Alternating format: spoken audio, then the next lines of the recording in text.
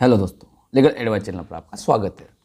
दोस्तों, आपको पता होगा 1 जुलाई 2024 से ऑल ओवर इंडिया के अंदर नए कानूनों को लागू किया गया था, जहां पर आईपीसी की जगह बीएनएस भारतीय न्याय संहिता, जो पहले जो सीआरपीसी चलता था उसकी जगह अब भारतीय नागरिक सुरक्षा संहिता और एविडेंस एक्ट के अंतर्गत भी बदलाव किया गया है। यानी कि मुख्य जो आपराधिक 3 कानून थे, तीनों कानूनों को भारत सरकार के द्वारा चेंज कर दिया गया था।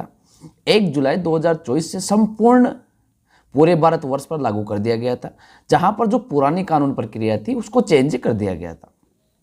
लेकिन दोस्तों, हाल ही में 27 जनवरी को एक और नया कानून यहां पर लागू कर दिया गया है, जिसके अंतर्गत यहां पर 10 मुख्य टॉपिक है, 10 मुख्य बदलाव यहां पर किए गए हैं। उन 10 मुख्य बदलावों की इस वीडियो पर बात करेंगे। वो कौन कौन से बदलाव हैं, उन बदलावों से यहाँ पर आपको कितना फ़ायदा होने वाला है, कितना यहाँ पर नुकसान होने वाला है, संपूर्ण जानकारी आज की इस वीडियो पर करेंगे। और दोस्तों, अगर आप इस चैनल पर अगर फर्स्ट बार विजिट कर रहे हैं, आपने पहले इस चैनल पर विजिट किया हो और अभी तक अगर आपने इस चैनल को सब्सक्राइब नहीं किया है तो चैनल को आप सब्सक्राइब जरूर करें। साथ के साथ आप बेल आइकन को भी प्रेस करें, जिससे कि आने वाली लीगल इन्फॉर्मेटिव वीडियो आपको नोटिफिकेशन से प्राप्त होती रहे। क्योंकि दोस्तों, जो भी इस चैनल पर वीडियो अपलोड की जाती है वह मैट्रिमोनियल से संबंधित जो भी मामले 498A का केस हो, डोमेस्टिक वायलेंस का केस हो, सीआरपीसी 125 यानी कि मेंटेनेंस का केस हो, इसके अलावा ज़मीन से संबंधित अगर कोई भी आपका मामला है, अन्य किसी भी कानूनी समस्या से लेकर अगर आप मेरे से अगर बात करना चाहते हैं तो नीचे मेरे आपको व्हाट्सअप नंबर दिख रहे हैं। आप व्हाट्सअप पर अपनी अपॉइंटमेंट बुक करवा कर आप मेरे से संपर्क कर सकते हैं। आपको हर प्रकार की इस चैनल पर वीडियो अपलोड की जाती है, हर एक प्रकार की वीडियो आपको इस चैनल पर दिखाई जाएगी। अगर आप किसी दूसरी समस्या से संबंधित अगर मेरे से बात करना चाहते हैं तो आप अपॉइंटमेंट बुक करके मेरे से बात आप कर सकते हैं। दोस्तों, जो बदलाव किए गए हैं, हाल ही में जो बदलाव हुए हैं और प्रेजेंट टाइम पर इन बदलावों को लागू भी कर दिया गया है। मुख्य बदलाव है, ये बदलाव उन लोगों के लिए भी ज़रूरी है जिन लोगों की शादी हो चुकी है, जो लोग शादीशुदा मैरिड लाइफ जी रहे हैं। ये कानून उन लोगों के लिए भी यहाँ पर इम्पोर्टेंट होने वाले हैं जिन लोगों की शादी नहीं हुई है, यानी कि वो अभी तक कुंवारे हैं। लेकिन आपके लिए ये वीडियो इम्पोर्टेंट रहने वाली है। मैं 100% दावे के साथ आपसे कहता हूँ कि आप अगर इस वीडियो को देखते हैं तो आपको आगे की जानकारी आपको पहले से मिल जाएगी। और जानकारी मिलने के बाद आप हो सकता है कि अगर आप किसी प्रकार से कोई भी गलती करने जा रहे हो तो उस गलती को आप पहले से यहाँ पर सुधार लें। ये वीडियो उन लोगों के लिए महत्वपूर्ण है जहाँ पर हिंदू धर्म, जैन धर्म, सिख धर्म, मुस्लिम धर्म, सभी धर्मों के ऊपर यहाँ पर ये मुख्य बदलाव किए गए हैं। उन मुख्य बदलावों को आप अच्छे से समझें। आप इस वीडियो पर अगर फर्स्ट बार विजिट कर रहे हैं और अभी तक अगर आपने लाइक नहीं किया है तो वीडियो को लाइक आप जरूर करें। वीडियो आप पूरा देखें। अगर आपको पूरा देखने के बाद अगर आपको अच्छा नहीं लगता है तो आप वीडियो को डिसलाइक करें। अन्यथा अगर आपको वीडियो अच्छी लगती है, आज की वीडियो में दी गई एडवाइस अगर आपको अच्छी लगती है, उसके बाद आप वीडियो को दूसरे लोगों तक शेयर करें। कमेंट बॉक्स में कमेंट भी आप लिखकर जरूर डालें। फरवरी माह 2025 में जो मुख्य बदलाव किए गए हैं दोस्तों, वो बदलावों की जहां पर बात करते हैं तो प्रमुख बदलाव यहां पर तलाक के बारे में किया गया है। यानी कि मुख्य बदलाव डाइवोर्स के बारे में किया गया है। अब यहां पर पहले आपने देखा होगा कि जो भी शादियां होती थी, उन शादियों के बीच में अगर कोई इश्यू आ जाते थे, अगर वह आपसी समझाइश के तहत अगर यहाँ पर पति पत्नी और पति पत्नी के घर वाले अगर वो चाहते थे कि यहाँ पर ये रिश्ता नहीं रखना है, तो ऐसी कंडीशन में एक एफिडेविट के माध्यम से, यानी कि अदालत जाते हैं। अदालत जाने के बाद आप वहाँ पर स्टाम्प पेपर लेते हैं। पति पत्नी दोनों मिलकर यहाँ पर रजामंदी से यहाँ पर डाइवोर्स के लिए यहाँ पर एक स्टाम्प बना लेते हैं और सोच लेते हैं कि यहाँ पर ये डाइवोर्स हो गया। अभी भी यहाँ बहुत ज़्यादा परिस्थितियाँ ऐसी है जहाँ पर अभी तक भी डाइवोर्स यहाँ पर स्टाम्प के माध्यम से दिया जाता है। जबकि यहाँ पर किसी प्रकार का कोई वैलिड यहाँ पर ये रीज़न नहीं है कि जो स्टाम्प पेपर पर जो डाइवोर्स दिया जाता है वो डाइवोर्स कहीं पर अगर बाद में जाकर कोई अगर यहाँ पर कोई कानूनी समस्या आती है, जैसे डाइवोर्स यहाँ पर आपने एग्रीमेंट बनाने के बाद अगर पत्नी के द्वारा 498A का केस दर्ज करवा दिया गया हो, DV का अगर केस दर्ज करवा दिया जाए, तो ऐसी कंडीशन में आपके पास जो भी नोटराइज जो स्टाम्प है वो किसी प्रकार की कोई भी मान्यता नहीं रखता है। लेकिन पहले यहाँ पर किसी प्रकार का कोई भी ये अपराध नहीं था। अब यहाँ पर इसके अंतर्गत एक अपराध भी यहाँ पर जोड़ दिया गया है। कोई भी व्यक्ति जो लीगली आधार पर माननीय कोर्ट के समक्ष जाकर अगर यहाँ पर वो डाइवोर्स नहीं लेता है, तो ऐसी कंडीशन में उन लोगों को यहाँ पर 3 वर्ष तक की सज़ा का प्रावधान कर दिया गया है। उसके साथ फाइन का भी यहाँ पर प्रावधान कर दिया गया है। यानी कि कोई ऐसी गलती करता है जो स्टाम्प पेपर पर अगर यहाँ पर डाइवोर्स ले रहा है, तो ऐसी कंडीशन में उन लोगों को यहाँ पर 3 वर्ष तक की सज़ा दी जा सकती है। उसके साथ साथ जुर्माना भी उन लोगों के ऊपर लगा दिया जा सकता है। इसके बाद दोस्तों बात करें तो यहाँ पर प्रमुख बदलाव किया गया है कि जब पति पत्नी की शादी होती है, तो पति पत्नी की शादी होने के बाद उनके बीच में किसी प्रकार को लेकर लड़ाई झगड़ा हो जाता है। हो सकता है कि आपके साथ भी ऐसा हुआ हो कि शादी होने के तुरंत महीने 2 महीने बाद ही यहाँ पर लड़ाई झगड़ा शुरू हो चुका है। उसके बाद आप चाहते हैं कि आप डाइवोर्स लें।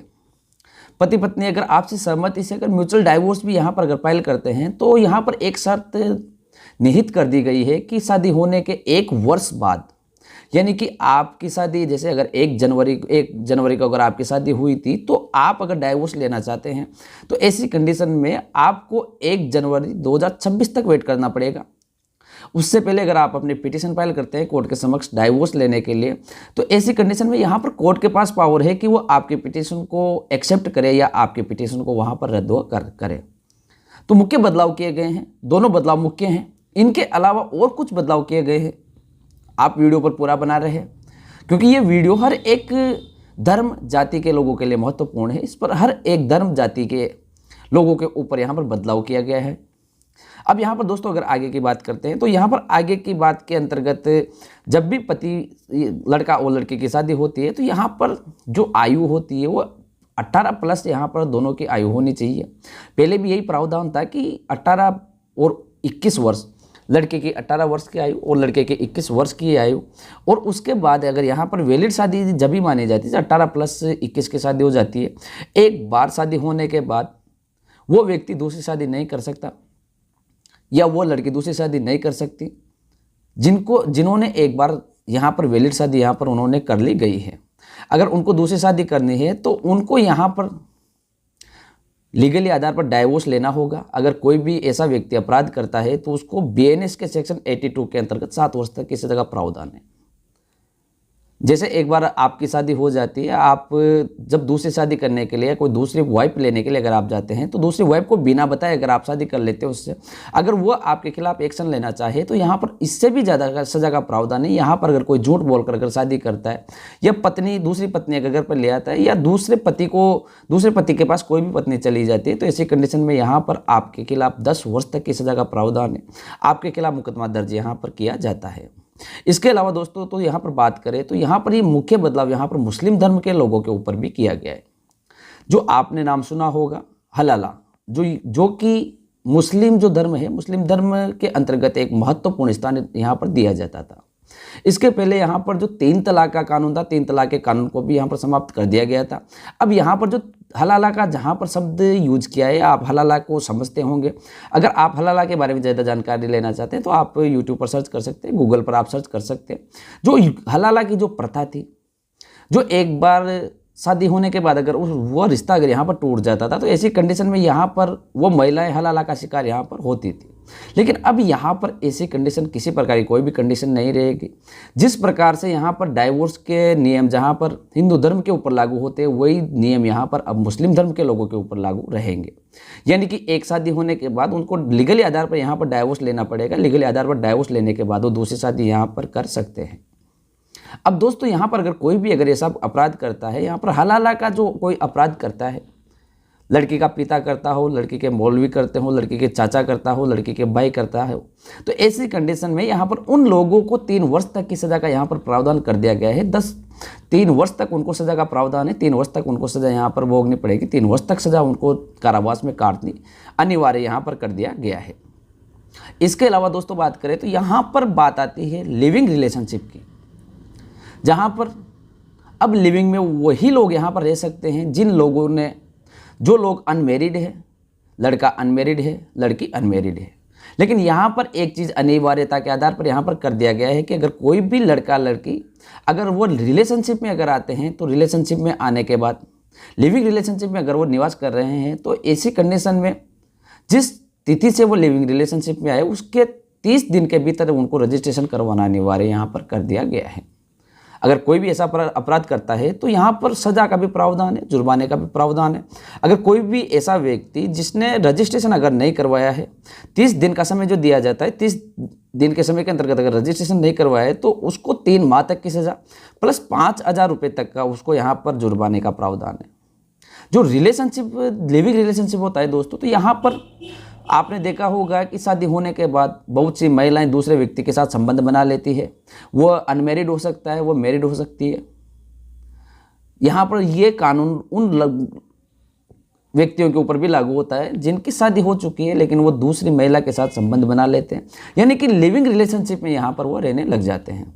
तो ऐसी कंडीशन में अब यहाँ पर आपको अगर एक बार अगर आपने रजिस्ट्रेशन करवा लिया लिविंग रिलेशनशिप के अंतर्गत, तो दोस्तों यहाँ पर आपको तभी दूसरे व्यक्ति के साथ लिविंग रिलेशनशिप में आप रह सकते हैं जब आप उस लिविंग रिलेशनशिप के रजिस्ट्रेशन को आप कैंसिल करवा देते हैं। अगर आप उस लिविंग रिलेशनशिप के रजिस्ट्रेशन को अगर आप कैंसिल नहीं करवाते हैं तो ऐसी कंडीशन में यहाँ पर आपको सजा का प्रावधान है। और यहाँ पर सरकार के द्वारा फीस निश्चित कर दी गई है, यहाँ पर शुल्क निश्चित कर दिया गया है। जो व्यक्ति रिलेशनशिप में रहना चाहते हैं, लिविंग रिलेशनशिप में रहना चाहते हैं, उनको यहाँ पर 500 रुपये का भुगतान करना पड़ेगा। उसके बाद यहाँ पर उनको रजिस्ट्रेशन उनका कंप्लीट माना जाएगा, अन्यथा उनका रजिस्ट्रेशन कंप्लीट नहीं माना जाएगा। अब यहाँ पर दोस्तों मुख्य बदलाव एक और किया गया है कि जो लिविंग रिलेशनशिप में लोग रहते हैं, लड़का और लड़की अगर लिविंग रिलेशनशिप में रह रहा है तो ऐसी कंडीशन में आपने एक नाम सुना होगा, बहुत से लोग इस केस के शिकार भी यहाँ पर हुए होंगे, डोमेस्टिक वायलेंस के, यानी कि घरेलू हिंसा केस। अगर कोई भी लड़का और लड़की अगर लिविंग रिलेशनशिप में अगर निवास कर रहा है, अगर वो लिविंग रिलेशनशिप में रह रहा है, तो ऐसी कंडीशन में जिस लड़की की शादी नहीं हुई है लेकिन वो लिविंग रिलेशनशिप में जिस लड़के के साथ रह रही है उसके ऊपर डोमेस्टिक वायलेंस का केस वो दर्ज करवा सकती है। इसके अलावा दोस्तों प्रमुख बदलाव यहाँ पर किया गया है संपत्ति के ऊपर। वो जैन धर्म हो, वो सिख धर्म हो, वो मुस्लिम धर्म हो या वो हिंदू धर्म हो, जो नया कानून लागू किया गया है, इस नए कानून के अंतर्गत दोस्तों जो संपत्ति का बंटवारा किया जाता है, उस संपत्ति का बंटवारा सभी सदस्यों को, जो उत्तराधिकारी है उन सभी उत्तराधिकारियों को समान रूप से यहाँ पर किया जाएगा। भाई बहन का जो बंटवारा होता है, भाइयों भाइयों का जो बंटवारा होता है, यहाँ पर बहन को भी उन्हीं आधार पर उसकी तुलना की गई है। अगर बहन चाहे तो अपने भाइयों के हिस्सा छोड़ सकती है, अन्यथा वो अपनी जो भी अपने हिस्से की ज़मीन आती है, जो भी अपने हिस्से की जायदाद आती है, उसको यहाँ पर वो केस दायर करके उस संपत्ति को आपसे छीन सकती है। इसके अलावा दोस्तों यहाँ पर एक प्रमुख बदलाव ये और कर दिया गया है कि शादी का रजिस्ट्रेशन, जो मैरिज सर्टिफिकेट आप बनाते हैं, आपने हो सकता है कि बहुत से लोगों ने मैरिज सर्टिफिकेट बनाया होगा, बहुत से लोग ऐसे हैं जिन्होंने अभी तक मैरिज सर्टिफिकेट नहीं बनाया। एक जुगाड़ लगाकर, एक तुक्का लगाकर उन्होंने यहाँ पर अपने आधार कार्ड अपडेट करवा लिए गए, नाम जुड़वा लिए गए, वोटर लिस्ट में नाम जुड़वा लिए गए, लेकिन अब यहाँ पर मैरिज रजिस्ट्रेशन करवाना यहाँ पर अनिवार्य कर दिया गया है। और ये उन लोगों को भी यहाँ पर अनिवार्य किया गया है जिन लोगों की शादी 10 वर्ष पहले कर दी गई थी, यानी कि 26 मार्च 2010 के बाद जिन लोगों की शादी हुई है उन लोगों के पास मैरिज सर्टिफिकेट होना अनिवार्य है। और इनके लिए यहाँ पर समय भी निर्धारित कर दिया गया है, 30 दिवस का यहाँ पर समय दिया गया है। 30 दिवस के अंतर्गत 30 दिवस से 60 दिवस इसकी यहाँ पर जो अवधि दी गई है, अंतिम अवधि है, वो 60 दिवस दी गई है। 60 दिवस के अंतर्गत उनको रजिस्ट्रेशन करवाना अनिवार्य है, उनके पास शादी का वैलिड रजिस्ट्रेशन यहाँ पर उनके पास होना अनिवार्य है। अगर ऐसा नहीं होता है तो उनके लिए यहाँ पर जुर्माने का भी प्रावधान है, साथ के साथ यहाँ पर उनके ऊपर सजा का भी प्रावधान यहाँ पर किया गया है। 5,000 रुपये तक का यहाँ पर जुर्माना किया जा सकता है। इसके अलावा दोस्तों यहाँ पर ये प्रमुख बदलाव किया गया है मुस्लिम धर्म के ऊपर, यानी कि मुस्लिम धर्म में पहले किसी प्रकार से कोई भी व्यक्ति बच्चा गोद नहीं ले सकता था, लेकिन अब यहाँ पर जो बदलाव किया गया है वो बदलाव के अंतर्गत यहाँ पर मुस्लिम धर्म के लोग किसी भी बच्चे को यहाँ पर एडॉप्ट कर सकते हैं, अपने गोद वो ले सकते हैं। दोस्तों ये कानून है, ये कानून उत्तराखंड की सरकार के द्वारा लागू कर दिया गया है। ये जल्द ही संपूर्ण देश में लागू होने वाला है। यूसीसी का कानून है। यूसीसी का कानून एक तरह से देखा जाए तो कठिन कानून है। ये अभी तक उत्तराखंड में लागू किया गया है और इसके बाद फरवरी माह और मार्च माह के अंतर्गत संपूर्ण देश के अंतर्गत यूसीसी लागू कर दिया जाएगा। आपको ये जानकारी पहले इस वजह से उपलब्ध करवाई गई है कि आपने अगर मैरिज सर्टिफिकेट नहीं बनवा रखा है तो आप उसको बनवा सकते हैं। अगर ये कानून लागू कर दिया जाता है, उसके बाद अगर आप लिविंग रिलेशनशिप में किसी के व्यक्ति के पास आप अगर रह रहे हैं, किसी के साथ आप रिलेशनशिप बना रहे हैं, तो आपको यहाँ पर रिलेशनशिप रजिस्ट्रेशन आपको यहाँ पर करवाना अनिवार्य यहाँ पर हो गया है। मुझे लगता है दोस्तों जो आज की जानकारी थी, आज की जानकारी आपको समझ में आई होगी। आज की जानकारी महत्वपूर्ण जानकारी थी। अगर आपने इस पूरी वीडियो को नहीं देखा है और आपको अगर जानकारी अच्छी नहीं लगी है तो आप वीडियो को डिसलाइक कर सकते हैं। अन्यथा आपको अगर ये जानकारी पसंद आई है, वीडियो अच्छी लगी है, तो आप इस वीडियो को लाइक करें, दूसरे लोगों तक शेयर करें, साथ के साथ आप कमेंट बॉक्स में कमेंट भी लिखकर जरूर डालें।